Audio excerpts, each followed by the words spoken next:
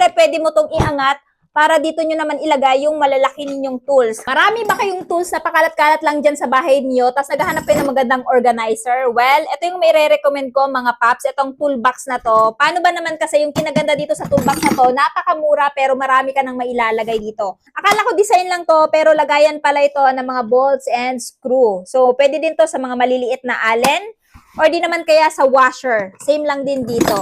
Ayan.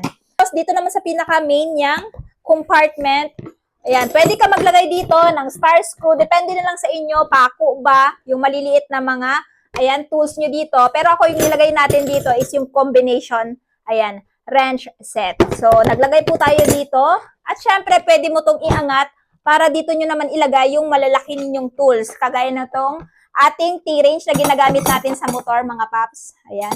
At syempre, aside dito sa ating T-range, naglagay din tayo dito ng, ayan, pliers. Naglagay din tayo dito ng star screw at flat screw. So, depende na lang sa inyo. Pwede din martilyo. Yung kinaganda kasi dito sa toolbox na to, mga paps, organize yung gamit nyo dito. So, hindi na kayo yung tipong kapag nag-aayos kayo ng motor, maghahanap pa ng tools. Kasi dito nyo na nilagay, napakadali nyo na lang din mahanap. Mura ko lang tong nabili, mga paps, pero pagdating sa quality, hindi siya yung tipong pag halimbawa nahulog mo, magka-crack. This one, guys, is medyo makunat po yung quality ng toolbox na to at hindi po basta-basta nagka-crack or nababasag. Kaya naman, mga paps, ayan, kung kagaya ko rin kayo na mahiling magkumpuni ng motor at maraming tools na pakalat-kalat dyan, ayan, kailangan nyo nito. At syempre, kung gusto nyo din itry ito at interested kayo, i-drop ko na lamang yung toolbox na to dyan sa baba.